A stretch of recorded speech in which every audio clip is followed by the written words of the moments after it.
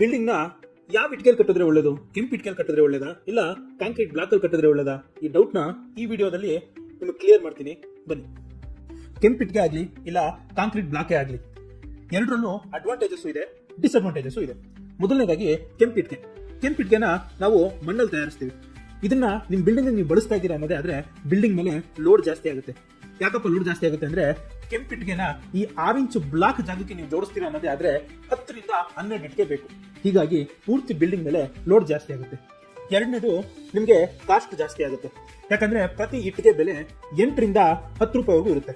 ಅದೇ ಒಂದು 6 ಇಂಚು ಬ್ಲಾಕ್ ನ ಬೆಲೆ 30 ರಿಂದ 40 ರೂಪಾಯಿವರೆಗೂ ಇರುತ್ತೆ. ಹಾಗೆ ಕಟ್ಟೋ ಟೈಮ್ ಕೂಡ ಜಾಸ್ತಿ ಆಗುತ್ತೆ, ಕೂಲಿನೂ ಜಾಸ್ತಿ. ನೀವು ಮೆಟೀರಿಯಲ್ ಕಾಂಟ್ರಾಕ್ಟ್ ತಗೊಂಡ್ರು ಕೂಡ ಅದ್ರ ರೇಟು ಕೂಡ ಜಾಸ್ತಿ. ಇದ್ರಲ್ಲಾಗೋ ಅಡ್ವಾಂಟೇಜ್ ಏನು ಅಂದ್ರೆ, ಇಟ್ಟಿಗೆ ಥರ್ಮಲ್ ಎಕ್ಸ್ಪೆನ್ಷನ್ ಆಗಲ್ಲ. ಅಂದ್ರೆ ಬಿಸಿಲಿಗೆ ಯಾವಾಗ ಎಕ್ಸ್ಪೆಂಡ್ ಆಗುತ್ತೋ ಅದು ಅಷ್ಟೇ ಈಸಿಯಾಗಿ ಶ್ರಿಂಕ್ ಆಗಲ್ಲ. ಇದರಿಂದ ಏರ್ ಕ್ರ್ಯಾಕ್ ಬರೋದು ತುಂಬಾ ಕಮ್ಮಿ. ಎರಡನೇದು, ಕಾಂಕ್ರೀಟ್ ಬ್ಲಾಕ್ಗಳು. ಇದರಲ್ಲಿ 2 ತರ ಇದೆ. ಒಂದು ಸಾಲಿಡ್ ಬ್ಲಾಕ್, ಇನ್ನೊಂದು ಹಾಲೋ ಬ್ಲಾಕ್.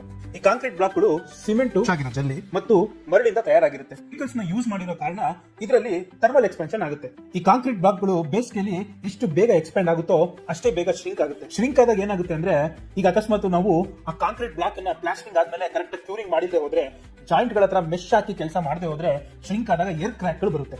ಇದರಲ್ಲಿ ಅಡ್ವಾಂಟೇಜ್ ಏನಪ್ಪಾ ಅಂದ್ರೆ, ನಿಮಗೆ ಕೆಲಸ ಬೇಗ ಆಗುತ್ತೆ, ಕೂಲಿ ಕಮ್ಮಿ, ಮೆಟೀರಿಯಲ್ ಕಾಂಟ್ರಾಕ್ಟ್ ತಗೊಂಡ್ರು ನಿಮ್ಗೆ ರೇಟು ಕಮ್ಮಿ. ಈಗ ನಿಮ್ಗೆ ಕೆಂಪು ಇಟ್ಕೆಗೂ ಕಾಂಕ್ರೀಟ್ ಬ್ಲಾಕ್ ಇರೋ ವ್ಯತ್ಯಾಸ ಗೊತ್ತಾಯ್ತು ಅನ್ಸುತ್ತೆ. ಸಿಂಪಲ್ ಆಗಿ ಹೇಳ್ಬೇಕು ಅಂದ್ರೆ, ನಿಮ್ಮ ಹತ್ರ ಟೈಮು ಬಜೆಟ್ ಎರಡು ಇದ್ರೆ ಇಟ್ಕೆಲ್ ಕಟ್ಸಿ.